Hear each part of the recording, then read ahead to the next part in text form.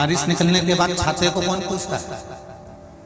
अरे बोलो तो जी जी कहीं थोड़ी बहुत गर्मी में पूछ ले तो पूछ ले, नहीं तो छाते के कोई पूछे? बारिश निकलने के बाद छाता भी बोझा लगने लगता है। उसी तरह बचपन जवानी अधेड़ी निकलने के बाद जब तुम कमाना छोड़ देते हो तो संसार में तुम भी बोझा दिखने लगते हो। और गर्मी में छाते की कभी कभी जरूरत पड़ती है। उसी तरह तुम्हारे पास नोट की थोड़ी सी गर्मी होगी तो तुम्हारी जरूरत घर के लोगों को पड़ सकती है।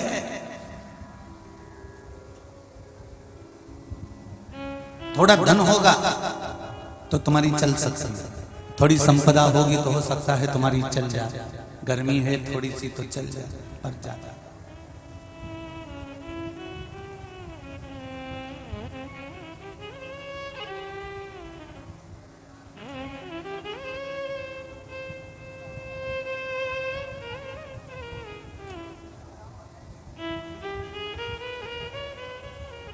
महाराज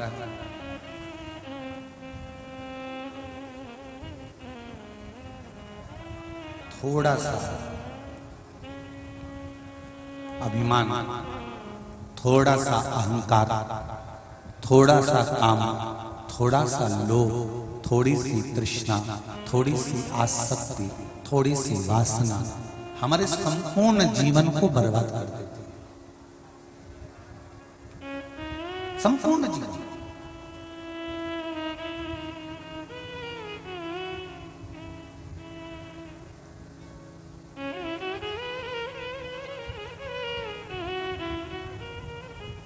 बचपन गया ना जाने दो, आपका बचपन व्यर्थ चले गया, पर अपने बच्चों का बचपन व्यर्थ मत जाने देना। अपने बच्चों के बचपन को व्यर्थ मत जाने देना। आप में से कितनी माताएं हैं जो अपने बच्चों को रोज शंकर जी के मंदिर में एक लोटा पानी चढ़ाने भेजती हैं? जरा हाथ उठाइए। जो भेजती हैं वही उठाना, झूठा झूठा मत उठाना। शंकर जी की कथा में बैठे हो है ना बहुत सारी। हिलाओ जरा हाथ, बहुत बढ़िया, जोरदार ताली बजाओ। रखो बहन, बहुत बढ़िया, धन्यवाद आपको, बहुत बहुत धन्यवाद।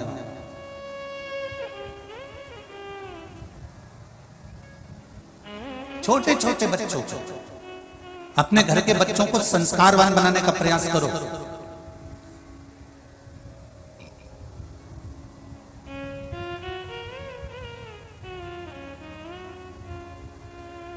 पहले भी कथा में कहा, अहंकार और संस्कार दोनों में एक अंतर है। अहंकार में व्यक्ति दूसरे को झुकाना जानता है और संस्कारवान व्यक्ति दूसरे के आगे झुकना जानता है। दोनों में केवल एक अंतर है, जिसमें संस्कार होते हैं, जिसमें सभ्यता होती है, जिसमें मर्यादा होती है, जिसमें संस्कारों की उपज होती है, वो संसार के हर व्यक्ति के सम्मुख में थोड़ा झुककर चलता है, प्रणाम कर चलता है। काका जी नमन करता हूँ, ताऊ जी नमन करता हूँ, भाभी जी नमन करता हूँ, वो जीजी नमन करता हूँ। जिसको मिलेगा ना वो उसमें नम्रता का लक्षण रहेगा, उसमें नम्रता का भाव रहेगा।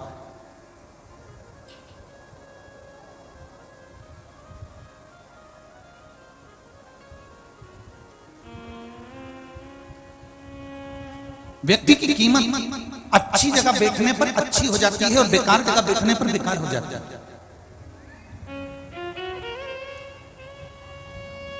मक्खी सब्जी के ऊपर बैठती है, तुलती है, तो मक्खी की कोई कीमत होती है क्या?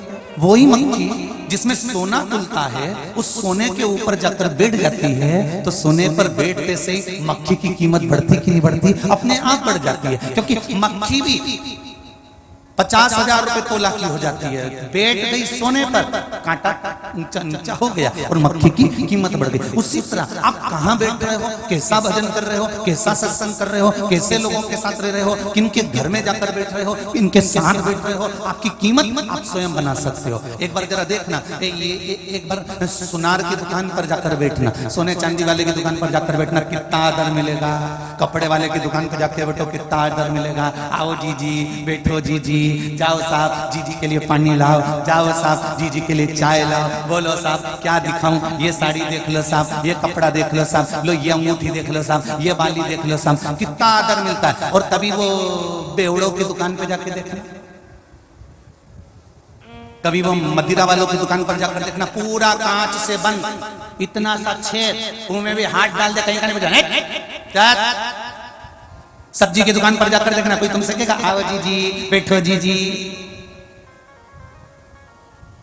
ये जितनी फालतू की दुकान होनी, कबाड़ा की दुकान पर जाकर बैठ जाओ, आओ जीजी बैठो जीजी, कोई बोलेगा। और बैठने का भी स्थान बताया कि सुनार की दुकान पर जाओ तो आदर मिलेगा, कपड़े की दुकान पर जाओ तो आदर मिलेगा, टीवी फ्रिज की दुकान पर जाओ तो आदर मिलेगा, टीआई की दुकान पर जाओ तो आदर मिलेगा, और हलकट दुकान पर जाओ तो कोई आदर नहीं मिलेगा। उसी तरह तुम कहाँ बैठ रहे हो, अच्छे लोगों के साथ बैठोगे, सत्संगियों के साथ बैठोगे, संतों के साथ बैठोगे, साधुओं के साथ बैठोगे, भगवतियों के साथ बैठोगे, कहीं भगवान के भजन करने वालों के साथ बैठोगे तो तुम्हें आदर जरूर मिलेगा, और वो परमात्मा से मिलेगा। वो आदर स्वयं परमात्मा देगा। और तुम गलत जगह जाकर बैठोगे तो कोई तुम्हें आदर नहीं दे पाएगा, कोई तुम्हारा सम्मान नहीं कर पाएगा।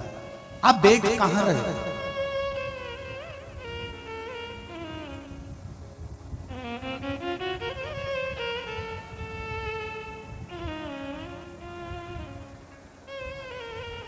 कितनी भारी संख्या में आप लोग आए हुए हो। रोज शैलेश भैया रोज टेंट बढ़वाते हैं और तुम पूरे टेंट में फिर फंस जाते हो। अब प्रतिदिन ऐसा कोई दिन नहीं जा रहा है जिस दिन टेंट नहीं बढ़ता।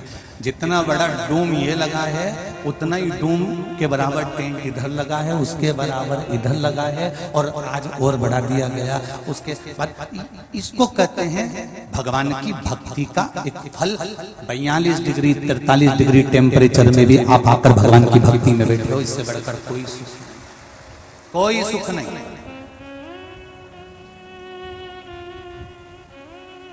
अब तुम बताओ, तुम किसी के यहाँ जाओगे तो कोई तुम्हारे यहाँ आएगा कि नहीं आएगा? बोलो, जम के बोलो जरा, आएगा ना?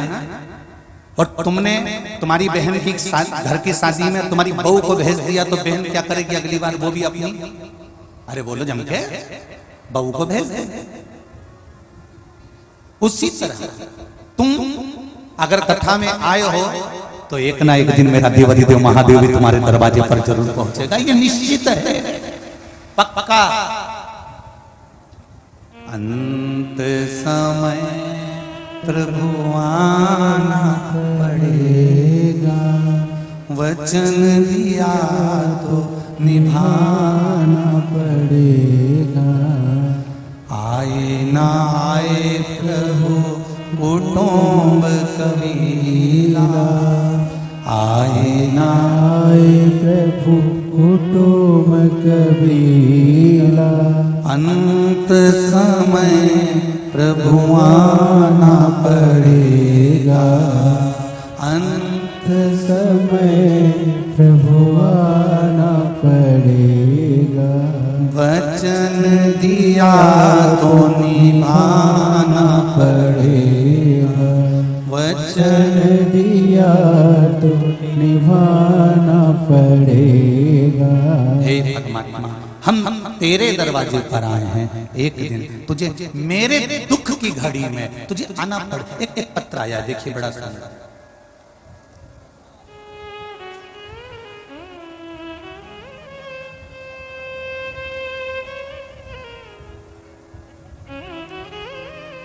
सविता जी मीना सेमरी हरचंद के पास ग्राम पांजरा खुर्द से हैं। कहीं बैठी हो तो हाथ हिलाइएगा। सविता जी मीना कहीं बैठी दिख रही हो तो खड़े होकर हाथ हिला दीजिएगा।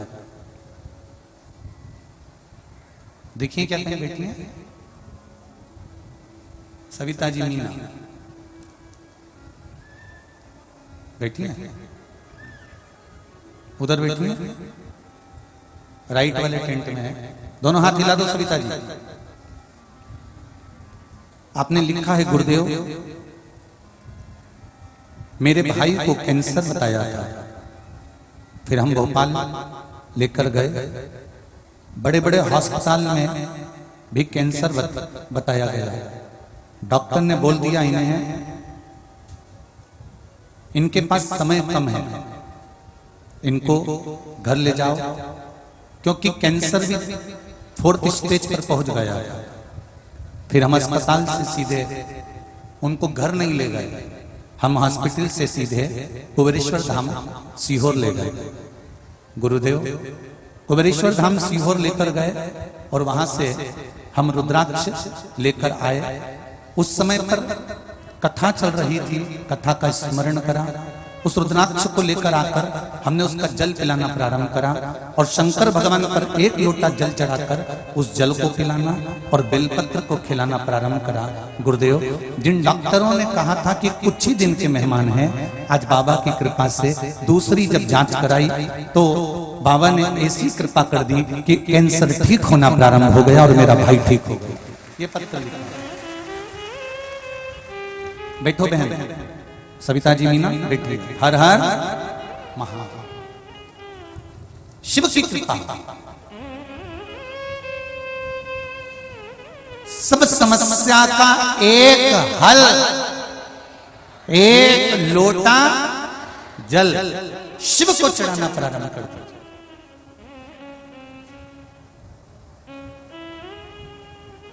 दुखी होना, शंकर के मंदिर चले जाओ।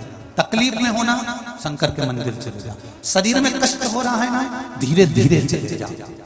शंकर के मंदिर जाना मत छोड़ना।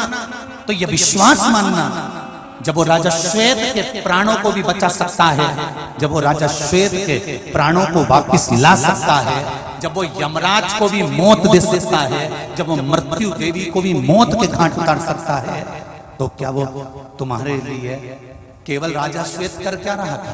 राजा श्वेत ने कोई मंत्र पढ़ा, राजा श्वेत ने कोई मृत्युंजय मंत्र पढ़ा, राजा श्वेत ने कोई पंचाक्षर मंत्र पढ़ा, राजा श्वेत ने कोई श्री शिवाय नमस्तुभ्यम मंत्र पढ़ा, राजा श्वेत ने कोई मंत्र का स्मरण करा? नहीं, राजा श्वेत केवल शंकर भगवान पर जल चढ़ा रहा था। राजा श्वेत भगवान शंकर का अनुमोदन कर रहा था। राजा श्वेत शंकर भगवान का श्रृंगार कर रहा था। राजा श्वेत शंकर जी के मंदिर में झाड़ू और पोछा लगा रहा था। राजा श्वेत शंकर भगवान को चंदन लगा रहा था। राजा श्वेत मात्र 1 लोटा जल चढ़ा रहा था। कोई मंत्र, कोई तंत्र, कोई विद्या, कोई साधना राजा श्वेत नहीं जानता था। केवल शंकर भगवान को स्नान करा रहा था और उसकी मृत्यु की घड़ी आ गई थी, प्राण छूटने का समय आ गया था और यमदूत ने अपने दूतों को भेज दिया था। और उस समय पर जब यमदूत आए तब भगवान शंकर के गणों ने उसको भगा दिया।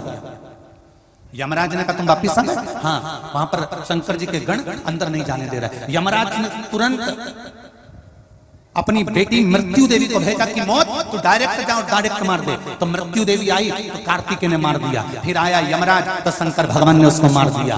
अंत में रोते रोते सूर्य नारायण भगवान आ गए कि मेरा बेटा मर गया, मेरी पोती मर गई।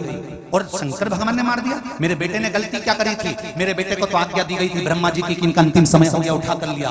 तो मेरे बेटे ने क्या गलती करी थी? शंकर भगवान ने कहा तुम्हारे बेटे ने एक गलती करी कि शंकर भगवान कहते हैं मेरे ऊपर जब जल चढ़ रहा था तो तुम्हारे बेटे ने उसको मृत्यु कैसे दे दी, इसलिए तुम्हारे बेटे को मारा गया है। जल, 1 लोटा जल सारी समस्या का हल है। मात्र 1 लोटा जल समर्पित करना सीख जाइए। शंकर के मंदिर जाना चालू कर दीजिए। शिव के धाम, हम ये भी नहीं कहते कि बहुत दूर जाइए। आपके नजदीक में, आपके मोहल्ले में, आपके क्षेत्र में, आपकी कॉलोनी में जो मंदिर हो उसमें चले जाओ और 1 लोटा जल घर से लेकर जाओ और विचार कर कर जाना, बाबा मैं तेरे लिए आ रही हूँ, मेरा शरीर में बड़ा कष्ट है, ये बीमारी हो गई, ये दुख आ गया, कोई का कर्जा हो गया, ये तकलीफ आ गई, मैं किससे कहूंगी? रिश्तेदार से कहूं तो वो हंसते हैं, नातेदार से कहूं तो वो मुस्कुराते हैं, संबंधियों से कहूं कि मुझे धन की जरूरत है तो वो नहीं दे सकते, 1-2 लाख का खर्चा भी मेरे परिवार वाले नहीं कर सकते, वो मुझे नहीं दे सकते। पर इतना विश्वास है मेरे शंकर, जब तू चोर को कुबेर बना सकता है तो मेरा भी भंडार तू ही बन सकता है। ये विश्वास, उस पर भरोसा कर कर जाना, उस पर विश्वास कर कर।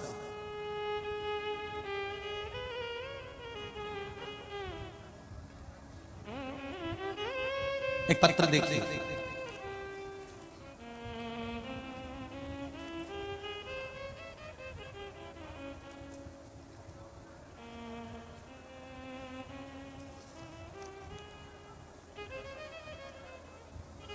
मेरा नाम रानू पटवा है, मैं पिपरिया की रहने वाली हूं। रानू जी पटवा कहीं बैठी हूं तो दोनों हाथ हिला के बैठा, हर हर महादेव।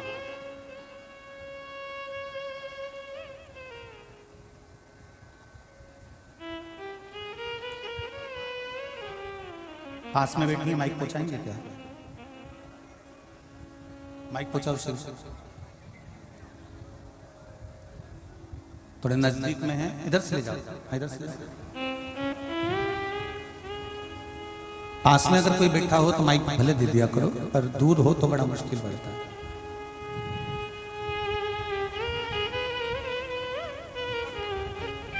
हाँ जी, एक दूसरे को देते जाओ, एक दूसरे को देते जाओ।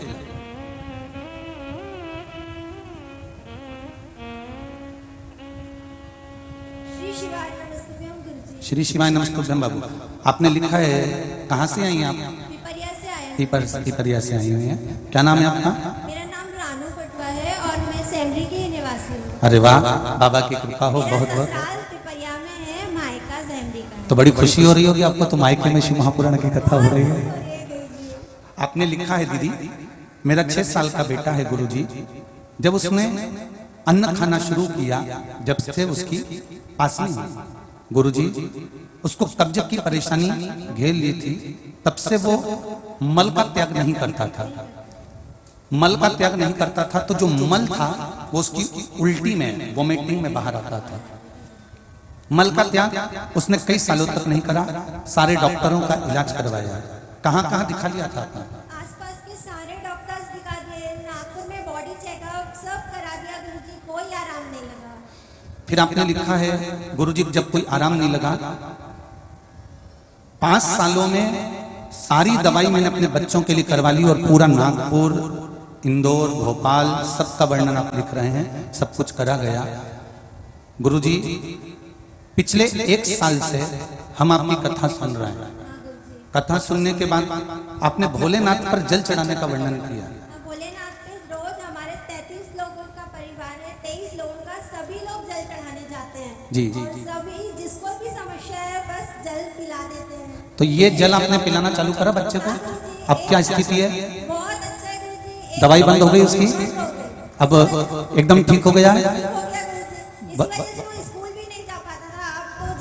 बधाई आपको बहुत बहुत बेटे के ठीक होने की। हर हर विराजिए। श्री शिवाय नमस्ते। शिव की उपासना, 1 लोटा जल अगर शंकर जी को समर्पित कर रहे हो, शिव को चढ़ा रहे हो, उस जल को लाकर आप आचमन कर रहे हो, शिव को समर्पित किया जल, यदि किसी रोग ने तुमको घेर लिया है तो दुख क्या माना, कष्ट क्या सोचो। मैंने तेरे ही भरोसे बाबा, तेरे ही भरोसे हवा विच उड़ती जावांगी, बाबा डोर हथों छड़ी नामे कटी जावांगी। भगवान से प्रार्थना करो, अगर थोड़ा दुख आ जाए, थोड़ी तकलीफ आ जाए, थोड़ा कष्ट आ जाए, थोड़ी बीमारी आ जाए, थोड़ा कर्जा भी बढ़ जाए, तो हमें अपने को सोचना नहीं, बहुत टेंशन लेके जिंदगी जीना नहीं। सामने अगर परीक्षा भी आई है ना, इंटरव्यू भी है ना, कोई बात भी अड़ गई है ना, तो भी अपने को सोचना नहीं।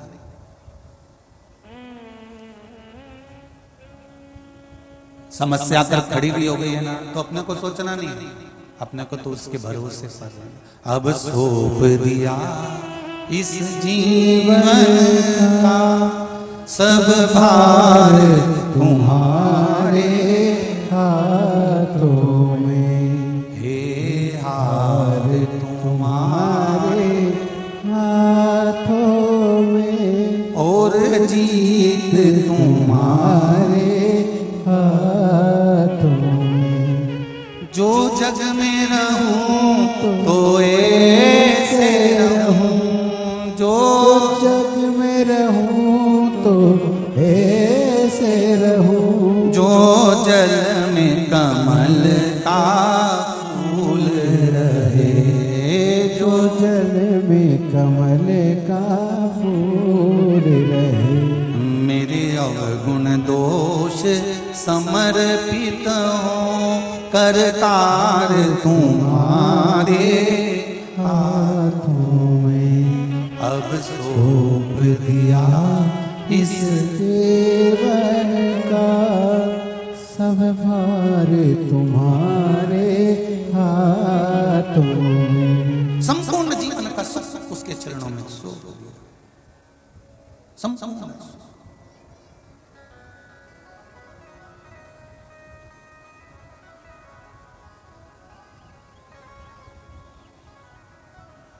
अब क्या विचार करना उसको? एक बात आप लोगों को कहना चाहेंगे, कई लोगों के मन में आता है कि हम हमारी बात गुरुजी से कह दें तो गुरुजी हमारी समस्या का हल कर दें। एक निवेदन आपसे कहेंगे, जैसे आप हो वैसे ही सियोर वाला महाराज है, जैसे आप हो वैसे ही पंडित प्रदीप मिश्रा है, जैसे आप हो वैसे हम हैं। हमें अलग से भगवान ने कोई ऐसी विद्या देकर नहीं भेजा कि हम यूं करके यूं फेंक दें और तुम ठीक हो जाओ। जैसे आप हो वैसे हम हैं। बस इतना जानते हैं कि हमने भी शंकर को पकड़ा तो उसने हमको यहाँ तक लाकर छोड़ा है। आप भी पकड़ लेना तो आपको भी साथ वही देने वाला, कोई दूसरा नहीं।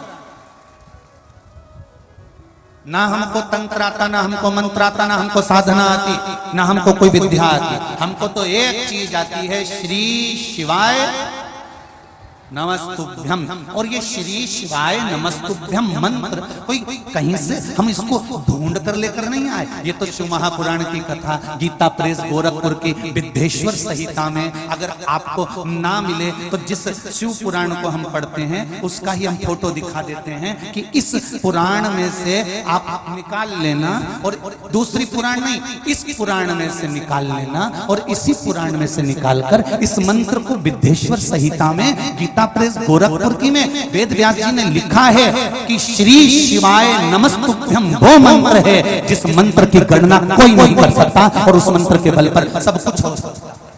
कहीं मत जाओ, इस पुराण में से निकाल लो, बस बहुत।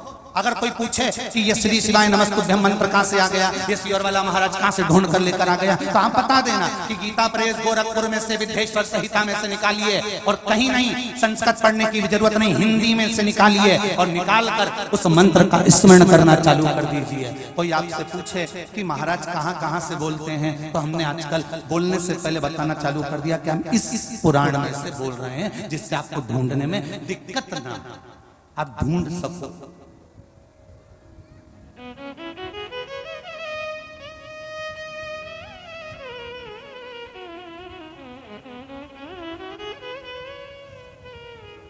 श्री शिवाय नमस्तुभ्यम का मंत्र क्या मतलब क्या होता है? मैं आपको नमन करता हूं, मैं आपको प्रणाम करता हूं, मैं आपको साष्टांग करता हूं, मैं आपके चरणों में झुकता हूं, मैं किसी का नहीं हूं, मैं हूं तो केवल देव अधिदेव महादेव का हूं, इसके सिवाय मैं किसी का। मेरा परिवार, मेरे नाते, मेरे रिश्ते, मेरे कुटुंब, मेरा कबीला, ये संपूर्ण जो है ये केवल दिखावे का है। पर हूं तो आपका। जन्म लिया तो माता के गर्भ में केवल एक पिंड के रूप में था, उस समय पर भी पिंड था इसलिए पिंडी कहलाया था। मरा, उसके बाद रात का ढेर बन गया और वो भी आपके ऊपर चढ़ गया। जिंदा हूं आपके बल पर, मरा आपके बल पर, जन्म लिया आपके बल पर, माता के गर्भ में उल्टा लटका हुआ था, ना भोजन कर सकता था, ना हिल सकता था, ना डोल सकता था, ना सुन सकता था, ना खा सकता था, पर पेट माता के गर्भ में भी आपने भरा है और जन्म आपने दिया है। तो इतना विश्वास है कि मेरी नैया को आप डूबने नहीं दोगे, क्योंकि आप देव अधिदेव महादेव हो। मुझे विश्वास है कि आप डूबने नहीं दोगे।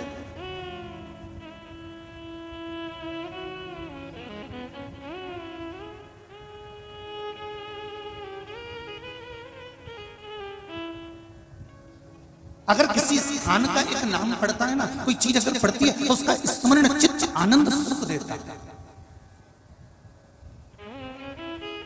एक बार माता अंजना देवी को भी बड़ा दुख हो गया। अब अंजना देवी कौन?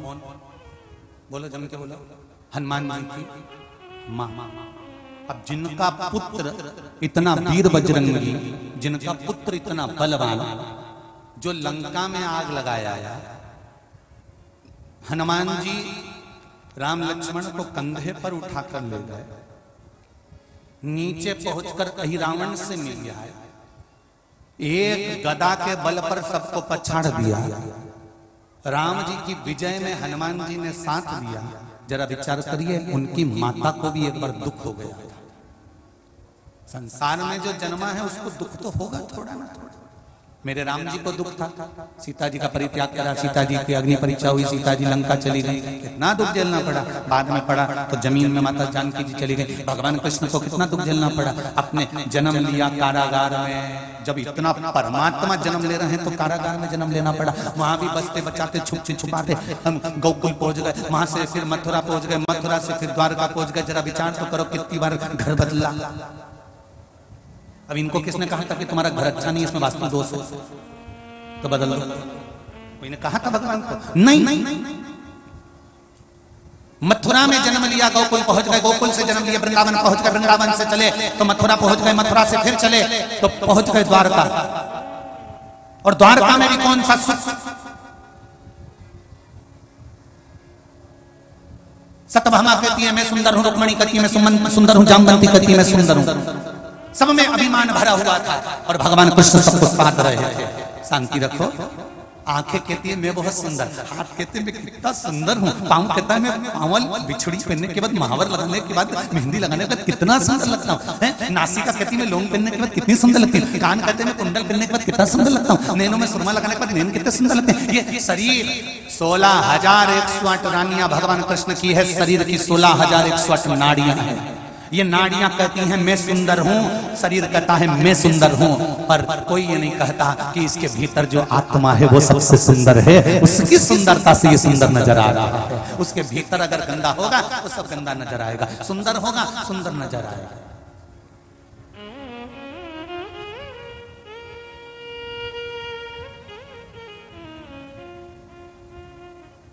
हनुमान जी राम जी के साथ आ रहे हैं, अयोध्या वापिस जा रहे हैं लंकाधिपति रावण को मारने के बाद।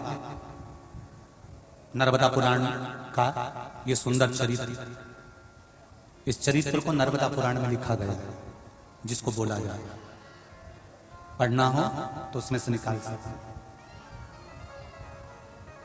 हनुमान जी मेरे राम जी के साथ पुष्पक विमान में बैठकर चल रहे हैं, और हनुमान जी जब पुष्पक विमान में बैठकर मेरे राम जी को लेकर चले, चलते चलते बीच में अंजना माता दिखी तो मेरे राम जी तुरंत हनुमान जी बोल दिए राघव जी से, प्रभु प्रभु। राम जी ने कहा क्या बात है? ये मेरा गांव है। ओ राम जी ने कहा मैं आपके गांव को नमन करता हूं, आपकी भूमि को प्रणाम करता हूं। जिस भूमि पर आप जन्म लिए हो, जितने लोग गांव छोड़कर पूना, मुंबई, बेंगलोर, दिल्ली, नांदेड़, ना जाने कहां कहां, नोएडा, ना जाने कहां कहां रहते हैं, उन सब दूर दूर रहने वालों से निवेदन है आप अपनी धर्म पत्नी के साथ, आप अपनी पत्नी के साथ, अपने बच्चों के साथ कितने भी खुश रहना, बड़े से बड़ी सिटी में जाकर, शहर में जाकर रहना, पर आपसे एक निवेदन है, जिस मातृभूमि पर तुम्हारा जन्म हुआ है, जिस गांव में, जिस खेड़े में, चाहे उत्तर प्रदेश में, चाहे मध्य प्रदेश में, चाहे बिहार में, चाहे उत्तराखंड में, चाहे दिल्ली में, जिस गांव में तुम्हारा जन्म हुआ है, बाहर बाहर रहने वाले बेटे और बहुओं से निवेदन है, जिस गांव में तुम्हारा जन्म हुआ है, कम से कम साल में एक बार उस गांव को जाकर प्रणाम जरूर करना, उसको जाकर नमन जरूर करना। उस गांव में रहने के वाले एक एक गरीब से गरीब व्यक्ति को अगर भगवान तुम्हें धन दे, संपदा दे, सत्ता दे, वैभव दे, और तुम शहर में अच्छा काम काज करने लगो, तुम कमाने लगो, तो थोड़ा सा धन एकत्रित कर कर उस गांव में जाना जिस गांव में तुम्हारा जन्म हुआ है, जिस मातृभूमि पर तुम पैदा हुए हो, और उस मातृभूमि में कोई बच्चे पढ़ने में कमजोर हो, किसी को भोजन की जरूरत हो, किसी को मेडिकल की जरूरत हो, तो उस गांव में जाकर उन बच्चों को वो प्रदान करना। तब लोगों को लगेगा कि हमारी मातृभूमि से जन्मा हुआ, आज शहर में जाकर अपने संस्कारों को नहीं भूला, हमारी भूमि से जन्मा हुआ संस्कारों को नहीं भूला।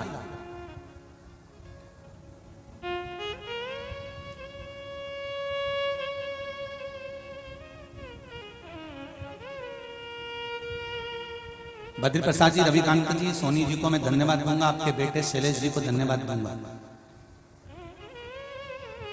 आज सुबह में मैं कह रहा था कथाएं बहुत होती हैं, पर कुछ कथाएं दिल लूट लेती हैं। उस कथाओं में एक हाले कोसा की कथा कर कर आया था, गांव के अंदर गांव, गांव के अंदर गांव, गांव के अंदर गांव, गांव के अंदर गांव, और जंगल के अंदर एक गांव था हाले कोसा, जिसमें साहू परिवार ने कथा कराई थी। उसने दिल लूट लिया था। एक सोनी परिवार कथा करा रहा है, दिल लूट लिया आपने,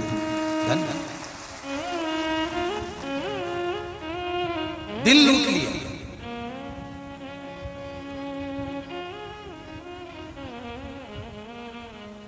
रात को सोनी परिवार के जितने भी यहाँ पर जो कार्यकर्ता काम कर रहे हैं, चाहे वो आरएसएस के हों, विश्व हिंदू परिषद के, हिंदू उत्सव के, बजरंग दल को, आजाद भारत के हों, जितने भी समाजों के भी लगे हुए हैं, अन्य अन्य समाज के सब कार्यकर्ता सवेरे 7:30-8 बजे यहाँ पर घूमते हैं।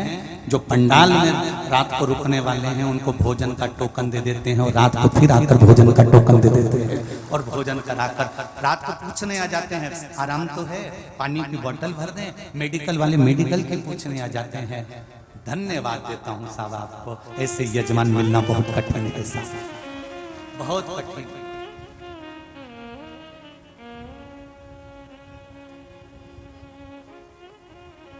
यहाँ मेला लगा हुआ है, ढेर दुकान लगी हुई है, ढेर, जैसी हाले कोसा में ढेर दुकान लगी थी जंगल के अंदर, कैसे क्या मिलेगा, आने वालों को क्या खाएंगे, यहाँ पर भी ढेर दुकान लगी है मेले।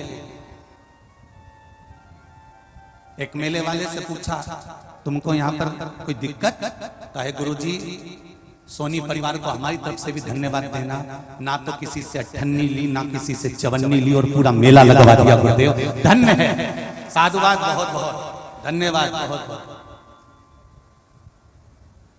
दिल। और सेमली हरचंद के भगत लोगों को धन्यवाद।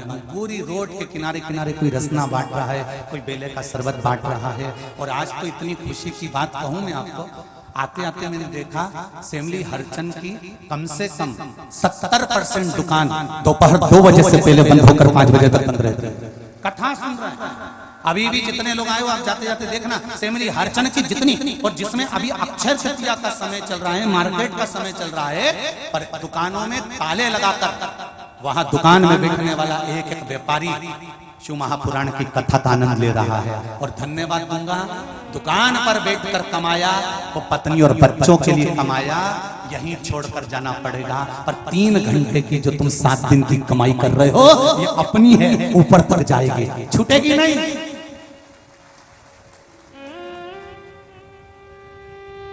शिव महापुराण में जो तुमने एक बोरी शक्कर को घोलकर, रसना घोलकर जो इतने लोगों को पिलाया है, उसका हिसाब एक डायरी में लिख के रखना कि मैंने 50,000 की शक्कर पिलाई, कि 25,000 की पिलाई, कि 30,000 की पिलाई। हिसाब रखना, अगले साल इसी तारीख तक पूरा हिसाब जोड़कर बताना कि जितना तुमने शिव महापुराण में खर्च किया था उससे लाख गुना प्राप्त हुआ कि नहीं हुआ। मैं भी श्योर में हूं, लिखकर भेजना कि प्राप्त हुआ कि नहीं हुआ। शंकर की कथा अगर दिल से करी जाए तो मेरा देव अधिदेव महादेव भी दिल से देता है साहब। पर शिव की कथा अगर व्यापारीकरण से करी जाए तो बाबा भी हाथ खींच लेता है, दिल से समर्पण, दिल से कथा सुनो, रस तत्व सुनो, आनंद सुनो।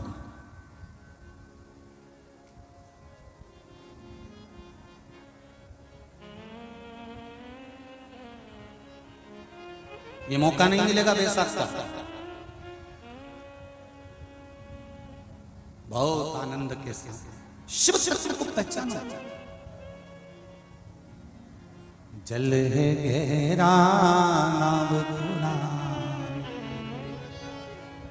भोले बीचे भंवर मत छोड़ना, मेरे बाबा लागी लगन मत छोड़ना। शिव तत्व को पहचाना, शंकर को जानना, सेवा का प्रकल्प जानना।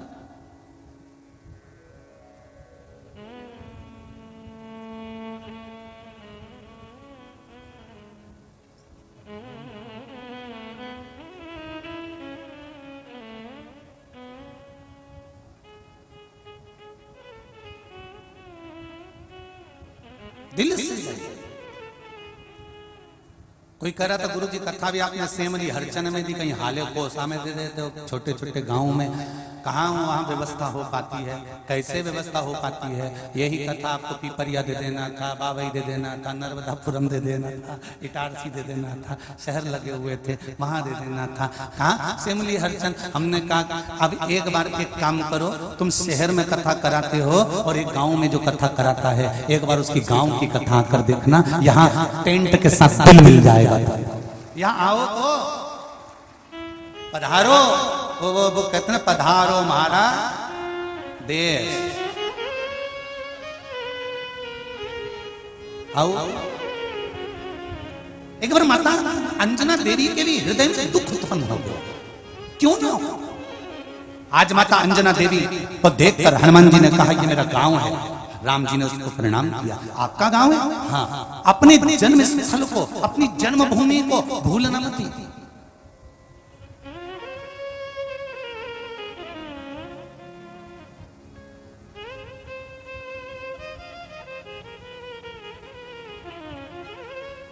हमारी भारत की भूमि पर सजीव मूर्ति का स्मरण कर कर भोग लगाने की प्रथा है। मुर्दे को भोग लगाने की प्रथा नहीं है भारत की भूमि पर।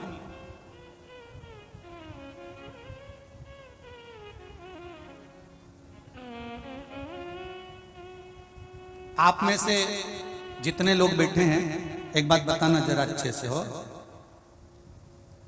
तुम्हारे मोहल्ले में कोई मर जाता हो, मुर्दा पड़ा हो, तो कोई मिठाई का डब्बा लाके उसको भोग लगा के खाता है क्या?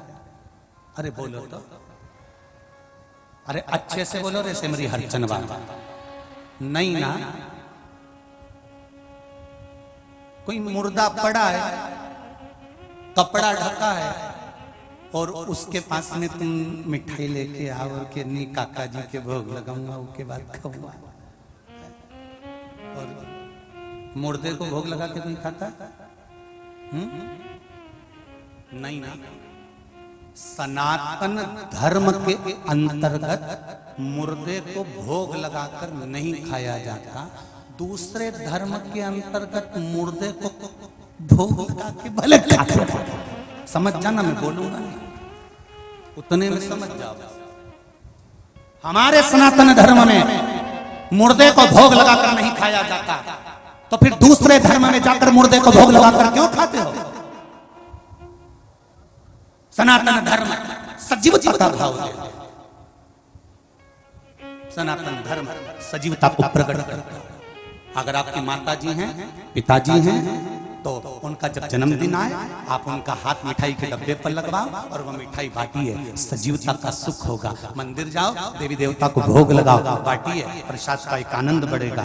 हमने कथा में, रतलाम की कथा में कहा था कि अगर शंकर जी के मंदिर में जा रहे हो, बेलपत्र समर्पित कर रहे हो, तो ब्राह्मणों से भी निवेदन करा था कि ब्राह्मण लोग बेलपत्र अगर कोई डाल डाल के जाए, डाल डाल कर जाए, तो उसको निर्माल्य समझकर फेंकना नहीं है। उस बेलपत्र को ले जाकर कचरे के डब्बे में डालना नहीं है। उस बेलपत्र को लेकर नर्मदा जी या गंगा जी में मत डालना। किसी नदी को अपवित्र मत करो, डाल डालकर उसमें कचरा मत डालो। उस बेलपत्र को उठाओ, धो, सुखाओ और सुखाने के बाद उसका पाउडर बनाओ और उस बेलपत्र का पाउडर बनाकर, पुड़िया बनाकर जब तुम्हारे मंदिर में कोई दर्शन करने आए तो वो बेलपत्र का चूरा देना प्रारंभ कर दो। शुगर, बीपी और ब्लड प्रेशर सब बराबर होना चालू हो जाएगा। घुटने का दर्द अपने आप जाना चालू हो जाएगा, क्योंकि बेलपत्र में वो औषधि होती है कि वो सारे तत्वों को सुखी कर देती है।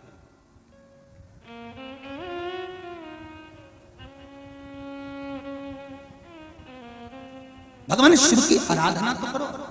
माता अंजना देवी को आज बड़ा बड़ा दुख है। तुम, हनुमान जी ने कहा ये मेरा गांव है, चलो अपन नीचे चलते हैं। राम जी ने कहा चलो अपन नीचे चलते हैं। हनुमान जी ने कहा प्रभु मेरे छोटे से गांव में आप आओगे? क्यों नहीं आओगे? भगवान छोटा गांव बड़ा गांव नहीं देखता, मेरा परमात्मा तो इतना देखता है कि तेरा दिल कितना बड़ा। भगवान को गांव से कोई मतलब नहीं दादा। गांव तो तुम देखते हो, लड़का सर्विस वाला होना चाहिए। तो पूछा कैसी सर्विस? बस अच्छी सर्विस हो तो कहा अच्छी सर्विस वाला। इंजीनियर चलेगा, हाँ, पर सर्विस कैसी करता है? तो क्या सर्विस तो वही ऑफिस में करता नहीं। हमें ऑफिस की सर्विस से बड़ी सर्विस चाहिए घर की। पत्नी बोले कि झाड़ू लगा दो, पत्नी बोले पानी भर के ला। वो बोले ये तो सर्विस क्लास चाहिए।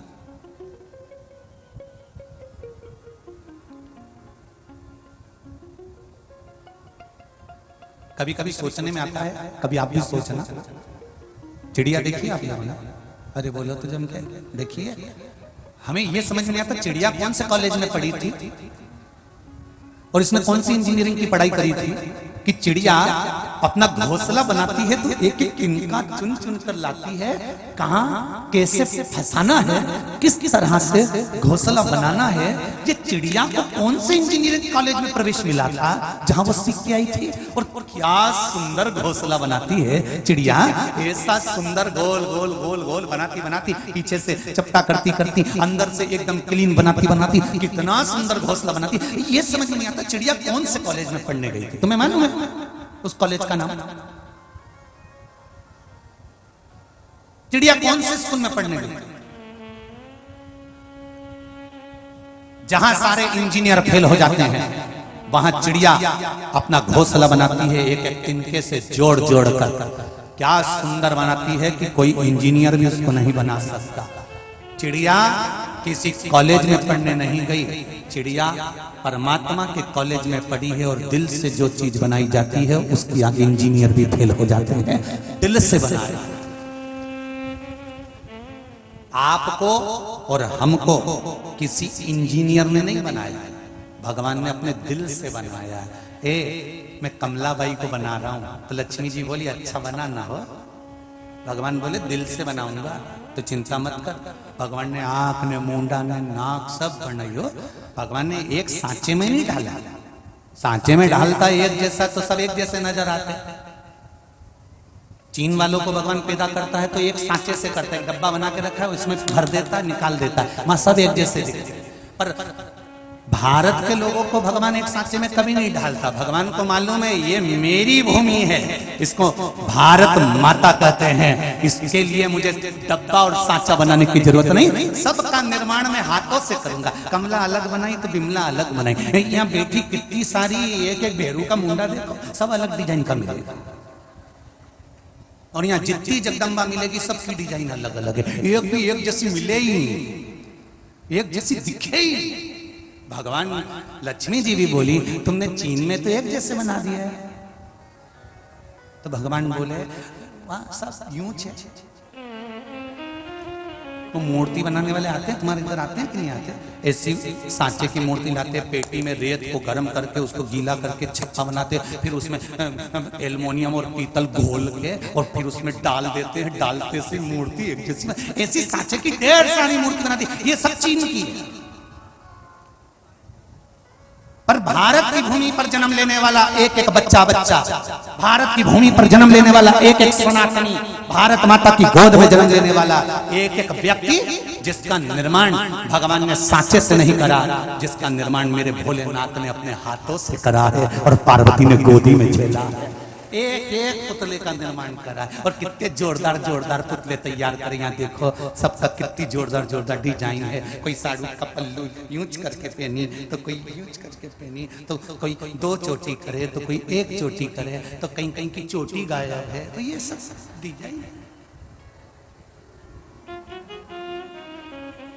अब हमसे ही लोग कहते हैं गुरुजी तुम पंडित हो तुम्हें चोटी रखना चाहिए। हमने कहा है ही नहीं। हमने तो कई बार विचार करा कि थोड़ा बढ़ जाए तो रख लें, जहां से बढ़ते वहीं से गायब हो जाते, तो फिर अब चोटी भी कैसे रखे? तुम बता दो, कोई डिजाइन हो तो दूसरी नहीं।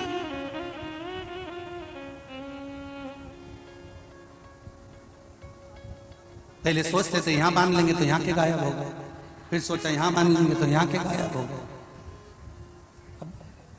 भगवान से कहना पड़ेगा भोलेनाथ कुछ कृपा हो जाए। भगवान बोले अब रहने दे, बाल तो बाल, आदमी गायब हो जाता। इसलिए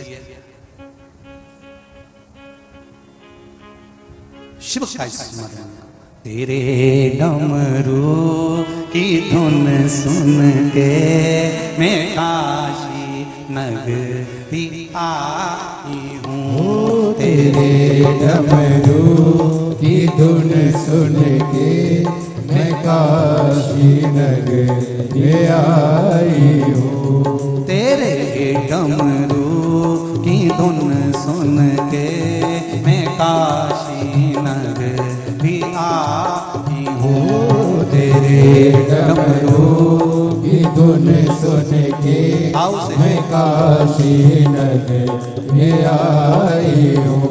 मैं काशी नगरी आई हूँ। मैं काशी नगरी आई हूँ। मैं काशी नगरी आई हूँ। मैं काशी नगर में आई हूँ। मैं काशी नगरी आई हूँ। मैं काशी नगरी आई हूँ। मैं काशी नगरी दोनों हाथों से। आई हूँ। मैं काशी नगर में आई हूँ। मेरे भोले हो बम भोले मैं काशी नगरी आई हूँ। मेरे भोले ओ बम भोले मैं काशी नगरी आई हूँ। जय हो।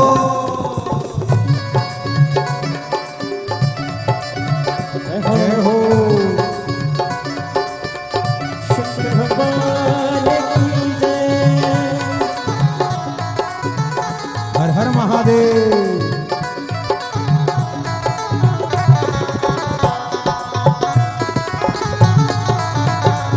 जय हो।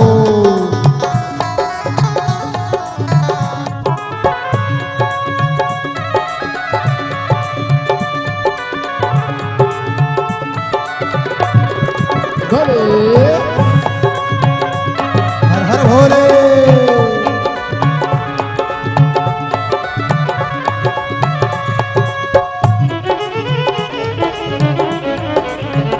जय हो।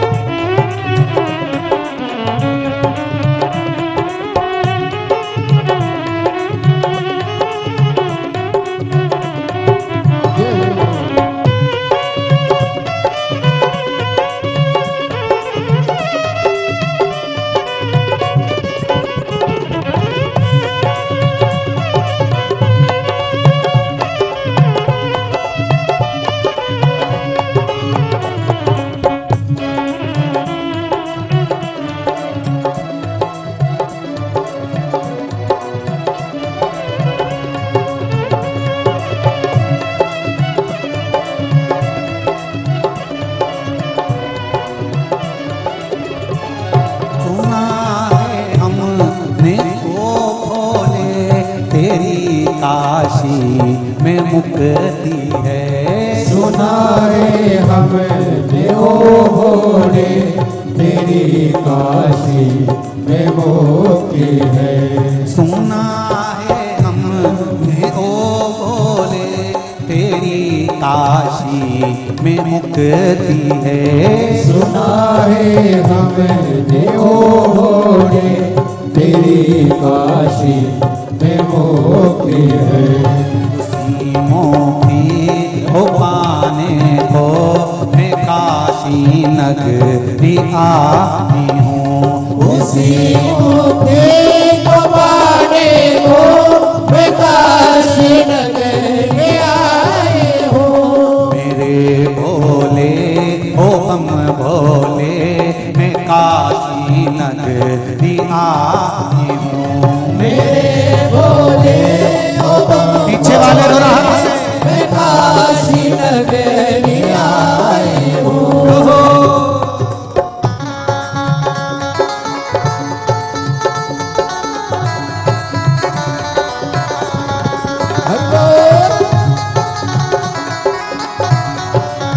जय हो।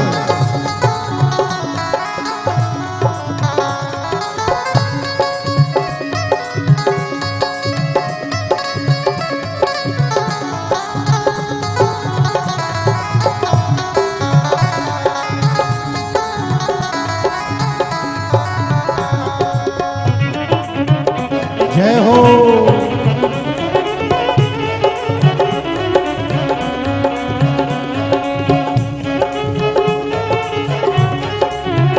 जय हो।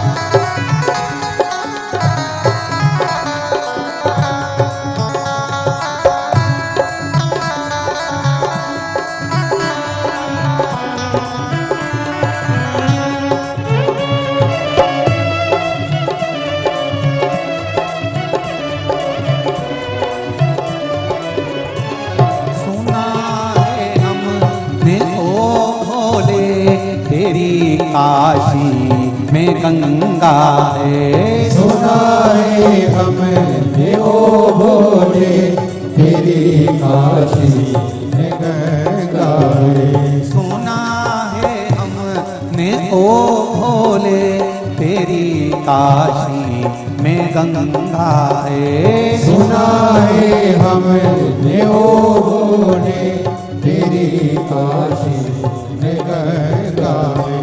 उसी गंगा में नहाने को मैं काशी नगरी आई हूँ। उसी गंगा को पाने को मैं काशी नगरी आई हूँ। मेरे भोले हो हम भोले मैं काशी नगरी आई हूँ। मेरे भोले ओ बम भोले मैं काशी नगरी आई हूँ।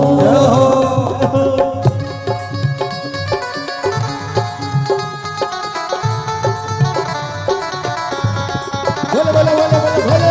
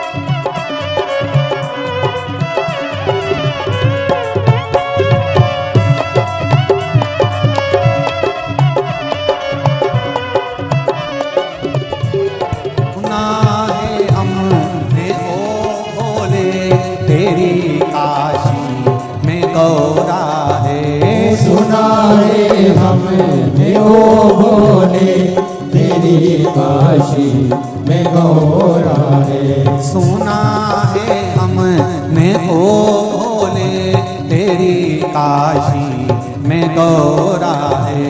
सुना है हमने ओ भोले तेरी काशी में गौरा है। उसी गौरा को पाने को मैं काशी नगरी आई हूँ। उसी गौरा को पाने को मैं काशी नगरी आई हूँ। मेरे भोले ओ बम भोले मैं काशी नगरी आई हूँ। मेरे भोले ओ बम भोले मैं काशी नगरी आई हूँ।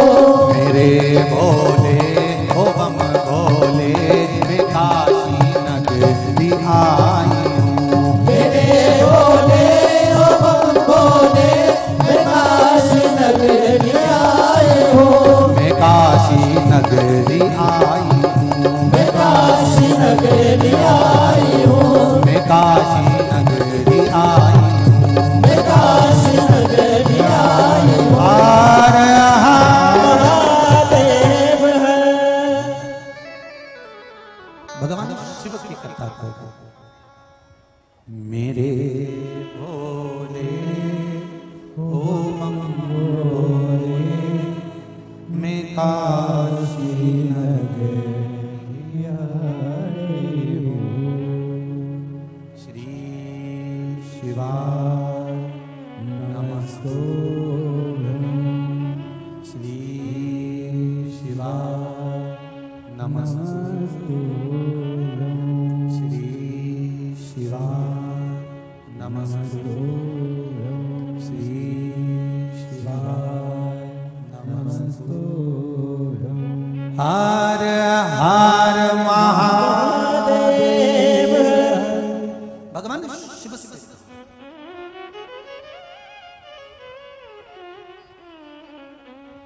अंजना माता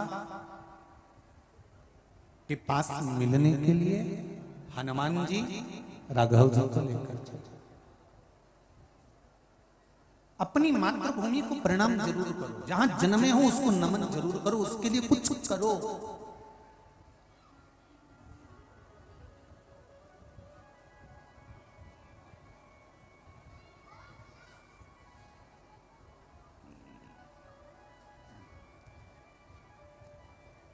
कि चंदन है इस देश की माटी, तपोभूमि हर ग्राम है, हर बाला देवी की प्रतिमा बच्चा बच्चा है। जिसके सैनिक समर भूमि पर गाया करते गीता है, उसी माटी के हल्के नीचे खेल करती सीता है। ये भूमि जिस पर तुम्हारा जन्म हुआ है, जिस गांव में, जिस नगर में, जिस क्षेत्र में आप जन्मे हो, भले बड़ी बड़ी सिटियों में, शहरों में चले जाओ, पर अपनी मातृभूमि को, अपनी जन्मदाता भूमि को भूलना नहीं। कहीं पर भी रहो,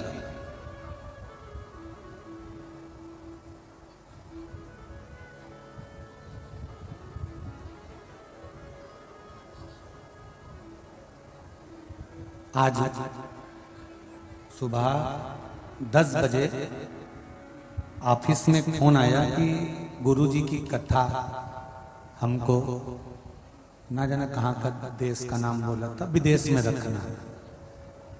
तो ऑफिस से फोन आया कि गुरुदेव वो कथा की बोल रहे हैं और विदेश में कथा रखना है। हमने कहा देश में कमी पड़ रही है।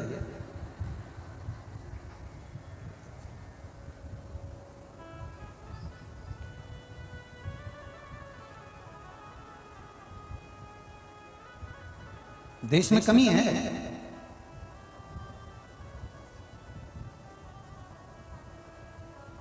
वहां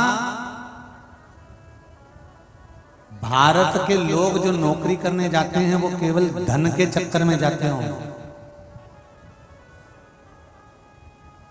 ज्यादा मिल जाएगा, पैकेज अच्छा मिल जाएगा, पर भारत माँ की गोद जैसी और भारत माँ की स्वतंत्रता जैसी और भारत माँ की माटी जैसी माटी दुनिया में कहीं कहीं मिल सकती, कहीं नहीं। इसलिए पहले भी कथा में कहा, अमेरिका में मरोगे तो डेड बॉडी कहलाएगी, एक्सपायर। विदेश में कहीं पर भी मरोगे तो डेड बॉडी कहलाएगी, एक्सपायर कहलाओगे। और भारत की माता की गोद में कहीं का बेवड़ा भी मर जाएंगे, कहीं का बेकार से बेकार, बहुत गंदे से गंदा, जिसने दुनिया को बर्बाद कर दिया, ऐसा भी अगर मर जाए भारत की भूमि पर तो भी उसके नाम के आगे स्वर्गवासी लिखाता है। क्यों? क्योंकि भले पापी था, बेकार था, पर भारत माता की गोद में मरा है, इसलिए इसके नाम के आगे लिखाएगा स्वर्गवासी। मतलब कितना भी बेकार हो, भारत की भूमि पर मरता है तो वो स्वर्ग जाता ही है, ये पक्का, ये निश्चित। तो जितने विदेश में रह रहे हो भारत की भूमि को छोड़कर, जब मरोगे तो डेड बॉडी और एक्सपायर कहलाओगे। और अगर वापस यहाँ आकर मर भी गए ना तो स्वर्गवासी श्रीमान लिखाओगे, स्वर्ग गए, यहाँ एक्सपायर नहीं, स्वर्ग। हनुमान जी ने राम जी से कहा यहाँ मेरी माता रहती है। अच्छा, राम जी ने कहा पुष्पक विमान को नीचे उतारो। पुष्पक विमान नीचे उतरा।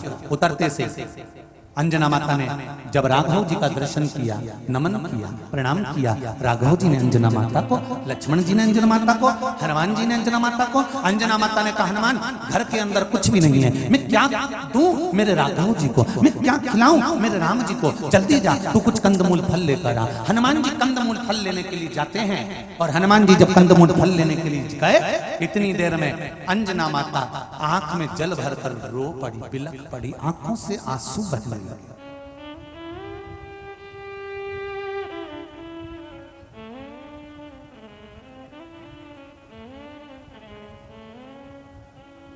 नर्मदा पुराण कहती है अंजना माता रो रही थी। राम जी ने पूछा मां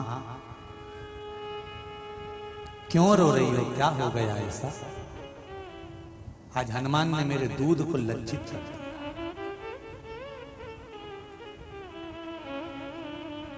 जिस हनुमान को मैंने दूध पिलाया था, जिस अंजना ने हनुमान को दूध पिलाया था, आज मेरे बच्चे ने उस दूध को लज्जित कर दिया। मां आपका पुत्र पवन सुत हनुमान है, आपका पुत्र कैसरी नंदन हनुमान है, आपका पुत्र महाबली वीरों में भी वीर हनुमान है, उसने आपके दूध को लज्जित नहीं कराया। अरे राम, मेरे हनुमान ने मेरे दूध को लज्जित कर दिया। आज मैं बहुत दुखी हूं। मां तो तू रो क्यों रही है?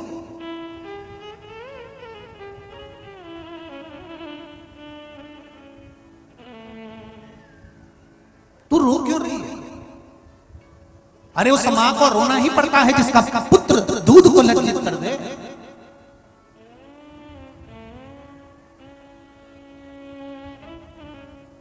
एक बात अपनी जिंदगी में उतार कर रखना भाई,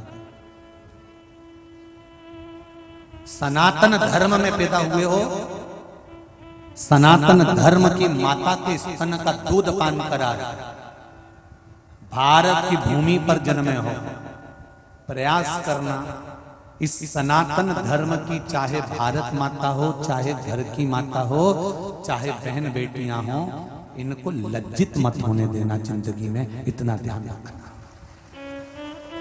इतना ध्यान रखिएगा।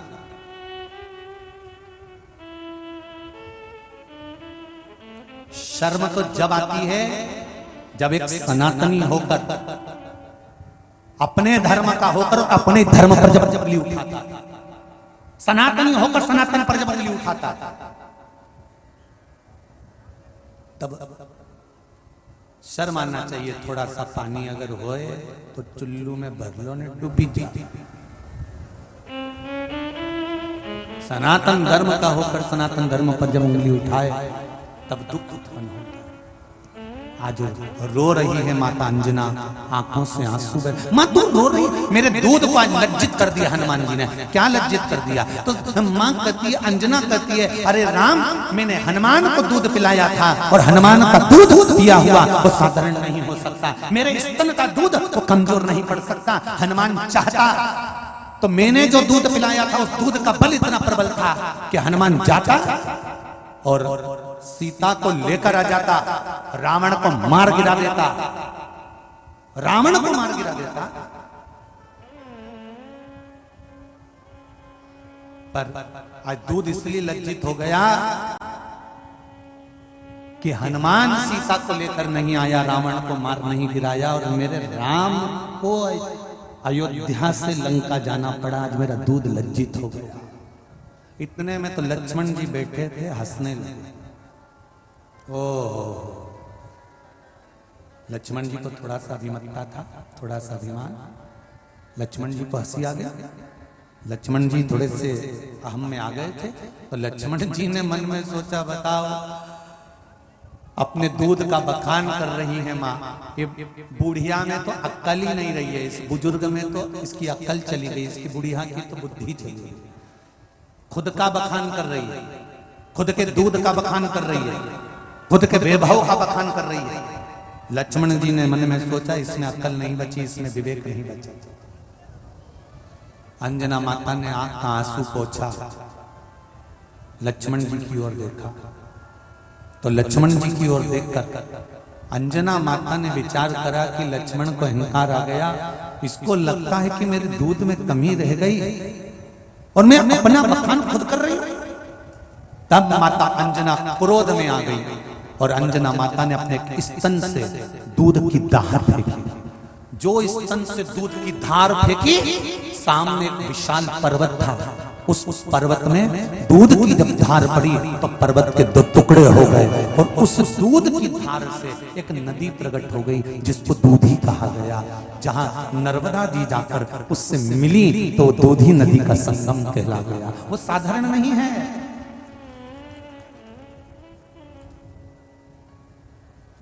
परिक्रमा मार्ग में पड़ती है, परिक्रमावासी बैठे हैं, दूधी नदी का दर्शन करा होगा, संगम का। परिक्रमा मार्ग में दूधी संगम,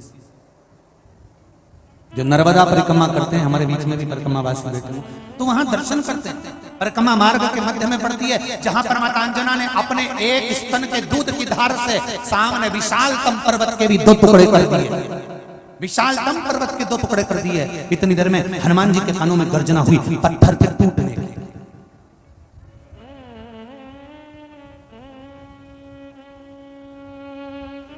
पत्थर के टूटने की गर्जना हुई। हनुमान जी दौड़ कर आए, मां क्या हुआ? मां कहती है, हनुमान तूने मेरे दूध को लज्जित करा। लक्ष्मण जी को विश्वास नहीं हुआ कि मेरे दूध का बल कितना प्रबल है। तब लक्ष्मण जी अंजना माता के चरणों को पकड़ लिए, मां क्षमा कर दे, तू तो मेरी मां है, मैं जान नहीं सकता एक मां अपने बच्चे को जो दूध पिलाती है उस दूध का बल कितना होता है, समझ नहीं सकता।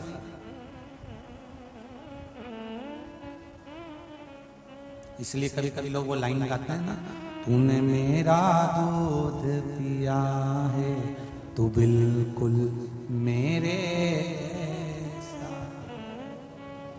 2 माता के दूध के बल को हमेशा याद रखना। एक, जिस माता ने तुमको जन्म दिया उस माता के दूध के बल को, और दूसरी तुम्हें बड़े होने में जिस माता ने अपने बच्चे का दूध छुड़ाकर तुमको दिया वो गौ माता के दूध के बल को याद रखना।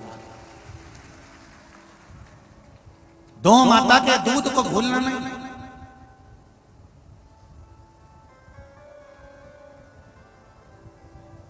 सतयुग और कलयुग में अंतर क्या है? सतयुग और कलयुग में अंतर एक ही है। सतयुग था तो बछड़ा गौ माता के चारों थन का दूध पीता था।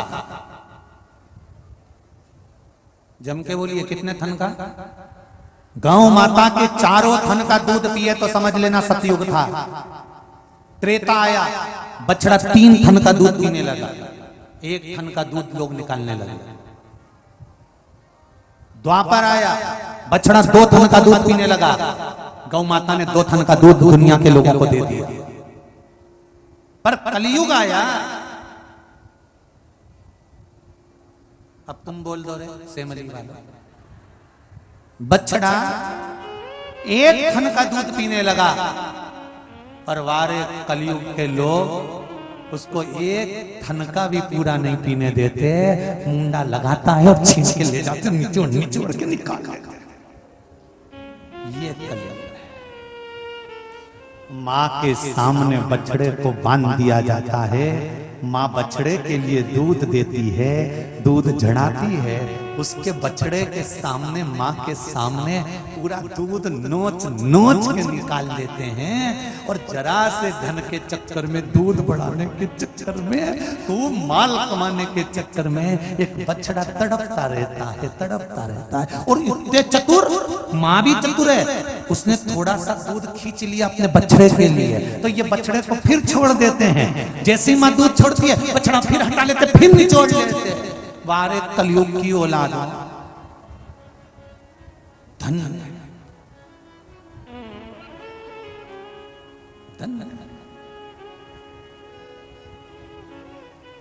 जरा विचार करिए, कितनी दयनीय होगी गौ माता जिसके बछड़े के सामने पूरा दूध निचोड़ा। सत्ययुग था 4 थन का दूध गौ माता पीती थी, त्रेता आया 3 थन का दूध पीती थी, द्वापर आया 2 थन का दूध बछड़े पीते थे, अब आया कलयुग 1 थन का दूध बछड़े पीते हैं। पर वो 1 थन का दूध भी बछड़ों को नहीं मिल पाता।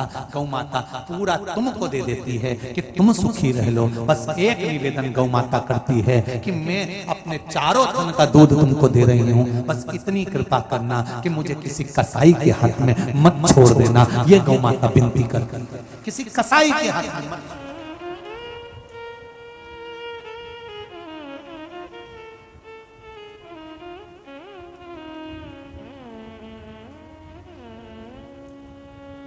कितना लोभ बढ़ गया कि गेहूं की फसल काटने के बाद जो नीचे की भूसा निकलता था, पहले दुनिया के लोग उस भूसे को गौ माता के लिए छोड़ देते थे, पर अब भूसे की भी कीमत बढ़ गई तो लोग उस भूसे को भी बेचकर पैसा कमा लेते हैं। पर हृदय में ये दया नहीं रहती कि एक ट्राली भूसा भरकर पास में कोई गौशाला हो तो वहां डाल दूं तो गाय खा लेगी। यहां तक दया नहीं रही लोगों के मन में, वहां तक दया चली गई।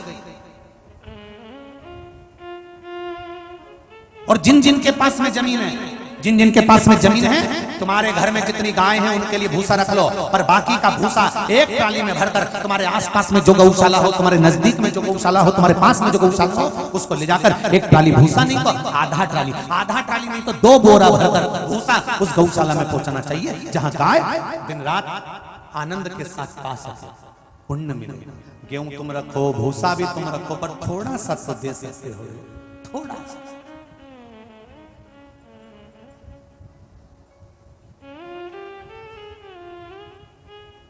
थोड़ा सा प्रदान करो, थोड़ा दिया बहुत है। अंजना माता के चरण लक्ष्मण जी ने पकड़े हैं, मां क्षमा करना। आज हनुमान जी से नर्मदा जी कह रही हैं कि हनुमान तू मेरे जन्म का चरित्र पूछ रहा है, जहां तेरी माता का स्मरण भी मैंने करवाया है वो साधारण सी धरा नहीं। लक्ष्मण जी ने जब चरण पकड़े तब अंजना माता ने एक ही बात कही, लक्ष्मण अगर तुम्हारे भीतर अभिमान आ गया है तो एक बार नर्मदा जी का चरणारविंद का स्मरण करो, नर्मदा का एक बार स्नान कर लो, लक्ष्मण तुम्हारा अभिमान चले जाएगा। लक्ष्मण जी कहते हैं माँ वो नर्मदा कहाँ मिलेगी? तब अंजना माता ने आवाज लगाया, नर्मदे ओ नर्मदे। जो आवाज लगाया नर्मदा जी अंजना माता से मिलने के लिए आई। जो दूध की धार बही थी दूधी नदी, उससे नर्मदा का संगम हो गया, मिलना हो गया। लक्ष्मण जी ने स्नान करा। नर्मदा जी का स्नान करने से क्या मिलता है? दुनिया के लोग पूछते हैं। शिव महापुराण की कथा कहती है, स्कंद पुराण कहती है, वायु पुराण कहती है, बरहा पुराण वामन पुराण कहती है कि नर्मदा, मात्र नर्मदा जी का नाम लेने से, मात्र नर्मदा जी के जल में डुबकी लगा लेने से वैराग्य उत्पन्न हो जाता है। फिर लक्ष्मण जी के भीतर अहंकार नहीं रहा, वैराग्य तो उत्पन्न हो गई। अब क्या रखा है संसार? ये नर्मदा परिक्रमा करने जो निकलते हैं, इनके भीतर क्या रहता है? कोई धन नहीं, कोई दौलत नहीं, कोई सत्ता नहीं, कोई सामान नहीं, बस नर्मदे हर, माँ कल्याण कर, माई नर्मदा, माई नर्मदा, माई नर्मदा, माई नर्मदा करते करते करते करते चले जा रहे, चलते जा।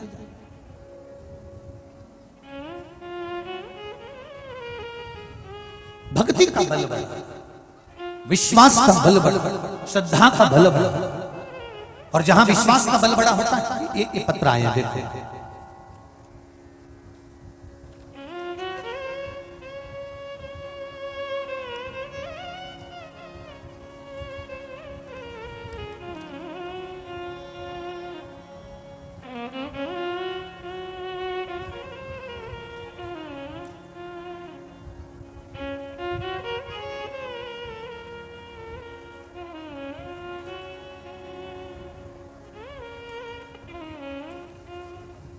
श्री जगदीश जी गोटिया, चौधरी कॉलोनी, कोठी बाजार, नर्मदापुरम, होशंगाबाद से हैं। कहीं बैठे हो तो हाथ हिलाएंगे, कहीं बैठे हो तो हाथ हिलाएंगे। दिख गए क्या? दोनों हाथ हिला दीजिए। हाँ जी दिख गए हो, बिल्कुल आखिरी में। ठीक ठीक है, एक बार दोनों हाथ हिलाओ वापिस। हर हर महादेव। आपने लिखा है जगदीश जी, गुरुदेव बाबा देवादिदेव महादेव की महिमा क्या है, उसका क्या वर्णन करूं गुरुदेव?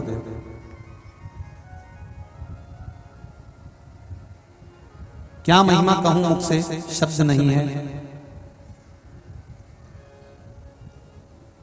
गुरुदेव आपने जो दुर्वा का प्रयोग बताया था, उसको जलाकर भस्म तैयार करके गाय के घी में मिलाकर काजल बनाकर रखना, जो कि मेरी बड़ी बेटी बहुत सारे प्रयास नौकरी के लिए कर चुकी थी, सफलता नहीं हुई। तब रेलवे का इंटरव्यू आया तो मैंने उस काजल का तिलक बेटी को लगाया और उसको इंटरव्यू के लिए भेज दिया।